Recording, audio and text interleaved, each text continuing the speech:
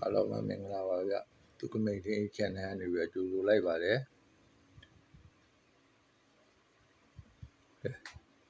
စာရီဗျာငါးထိပ်စီးတောင်းတက်ငါးထိပ်စီးတောင်းတက်ငါးထိပ်စီးလို့ရိုက်နော်အဲ့လိုငါးထိပ်စီးလို့ရိုက်ပြီငါးထိပ်စီးအောင်မှာငါးထိပ်စီးလေးထိပ်စီးသုံးထိပ်စီးဆိုရစီနီယာပြန်ဝင်နော်အဲ့လိုစီနီယာဝင်လာပြီသူကဘယ်လိုလဲဆိုတော့ဒီနှလုံးကိုတစ်နော်အဲ့ဒီနှလုံးကိုတစ်လို့ရတယ်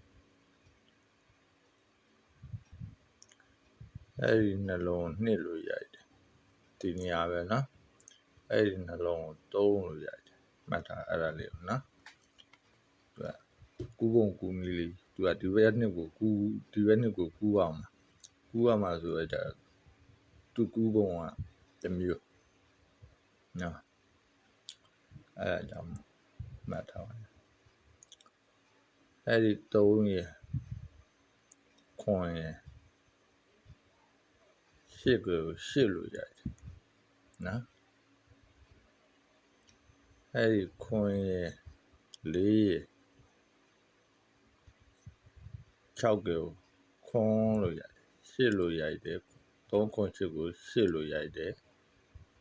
ခွန်4 6ကိုခွန်လို့ရတယ်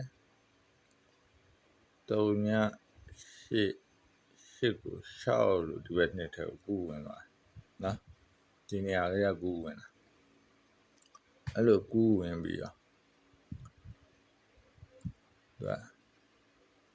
အဲ့ဒီ3နဲ့8နဲ့ပေါင်းတော့1အဲ့3ခွန်8ပေါင်းတော့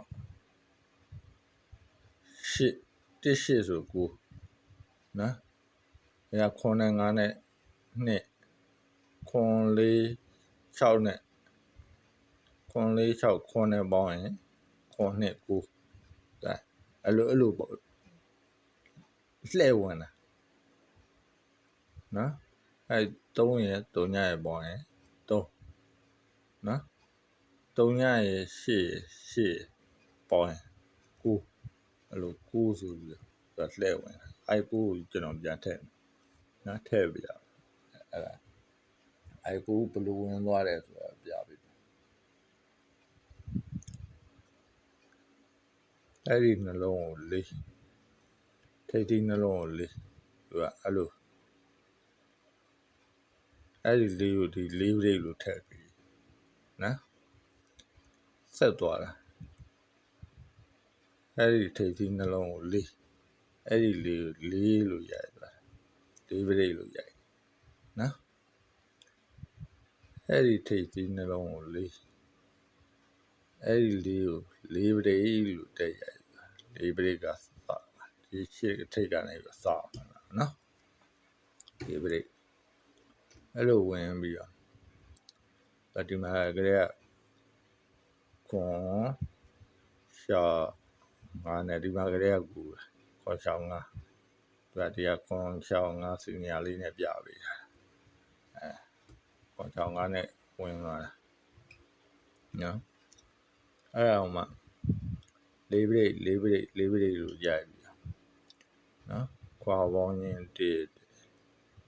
1ခွာပေါင်းချင်း3ည4နဲ့6နဲ့ပါတော့ခွာပေါင်းချင်း3ညခွာပေါင်းချင်း1ခွာပေါင်းချင်း2ဆိုပြီးသူအဲ့လိုဝင်လာနော်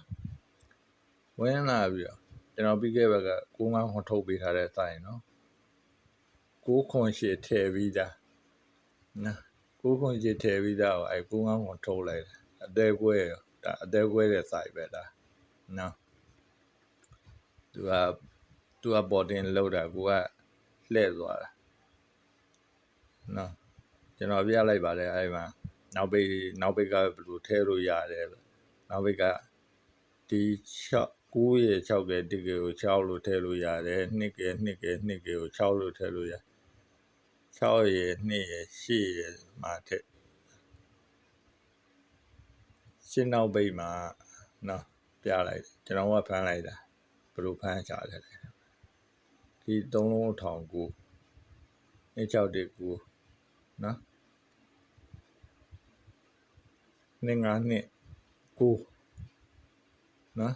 66ခွန်9ဆိုပြီးခွန်နောက်ဝိတ်ထည့်ပဲနော်အဲ့လိုထည့်ပြီးတော့သူကခွန်614 6624 25ခွန်4ဆိုပြီးကျွန်တော်ထည့်တာအဲ့ဒါပူသင်ပြီးရဲဆိုတော့ထည့်ချတယ်အဲ့ပါ9ခွန်ရှိပထမတော့ကိုထိပေါ့ဒီကောင်ကကူးတာ9နဲ့ကူးတာအဲ့9ကိုဒီမှာ9လို့ပြန်ထည့်တာ9တွေပြန်ထည့်သွားတာကိုထိတွေပြန်ထည့်သွားတာနော်အဲ့လို9ခွန်ကျွန်တော်ထုတ်လိုက်တာကိုထိတော့ထည့်ပါတယ်နောက်ကအဲ့ခွန်နောက်ပိတ်လောက်သွားတာပြီးခဲ့ဘက်ကခွန်နောက်ပိတ်လောက်ခံလိုက်အဲ့မှာကိုထိနော်ကိုထိဒီခွန်6 5ကိုလည်း56ခွန်ဆိုပြီးတော့သူကပြန်ထည့်သွားတာ56ခွန်အဲ့လိုပြန်ထည့်သွားတာအဲ့ဒါလွယ်လေးထည့်သွားတာအဲ့ဒီတိုင်းသူ့တိုင်းကျွန်တော်6နော်သူစင်းလာတဲ့နောက်ပိတ်အတိုင်းကျွန်တော်ထပ်ပြန်ယူမှာပဲဒီလိုကပဲအဲ့961ကို6လို့ရိုက်တယ်နော်2ကို6လို့ရိုက်တယ်အဲ့ဒီ6 2 8ကို6လို့ရိုက်တယ်အဲ့လို6လို့ရိုက်ပြီးသူကဘယ်လိုပြန်လာလဲဆိုတော့အဲ့ဒီ66 3ညကို2လို့ပြန်ထည့်လာနော်အဲ့ဒီ26 4နဲ့2လို့ပြန်ထည့်လာအဲ့ဒီ25 5မှနေအဲ့မှာ5နောက်ပဲ5မှနေနော်အဲ့လိုနည်းနည်းထည့်လိုက်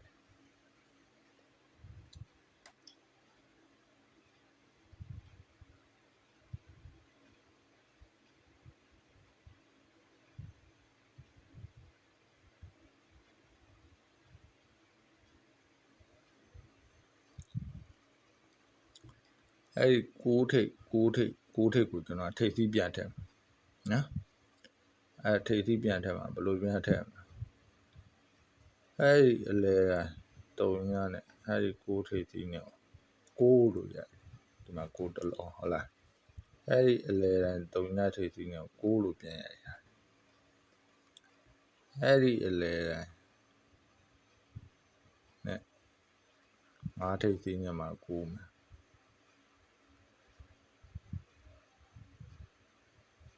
5ထိပ်သီးနဲ့မှာ9မှာ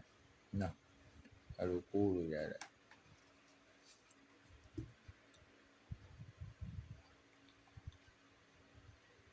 အဲ့လို9လို့ရတယ်လိုက်အောင်ရိုက်ပြီးတော့သူကဘယ်လိုလာလဲ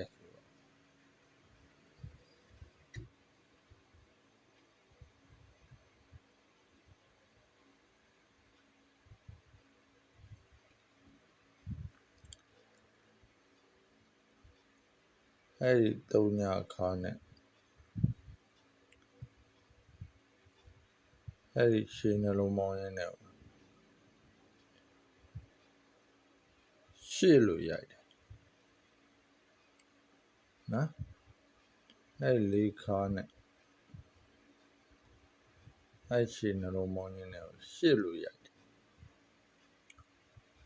အဲ့6ခါနဲ့အဲ့ရှင်းနှလုံးပေါင်းရင်းရှေ့လို့ရိုက်ရမယ်5ရှိနေပြီသူ6 5ဆိုတော့7ဖြစ်နေနော်ရှေ့ဖြစ်အောင်ဆိုတော့ခွန်ပေါ့နော်အသေးကိုခဲ့တဲ့ကဏ္ဍလေးနော်အသေးကိုရဲ့စိုက်လေးအဲ့လိုထည့်လိုက် အဲ့လိုလဲထည့်ပြီးရောဘယ်လိုလာသေးလဲဆိုတော့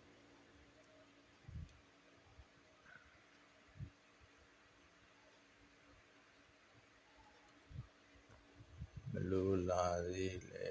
ဆိုတော့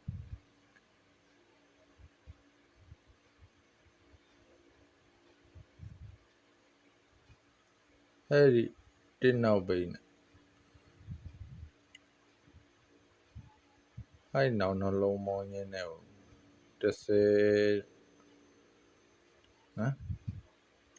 အဲ့ဒီနှစ်နောက်ပိတ်နဲ့နောက်နှလုံးပေါင်းရင်းရှင်းနဲ့ကို30အဲ့ဒီ9နောက်8နောက်ပိတ်နဲ့အဲ့ဒီနောက်နှလုံးပေါင်းရင်းနဲ့ကို30နော်အဲ့လိုရိုက်တယ်5ခွန်5နော်5ခွန်5အဲ့ဒါကို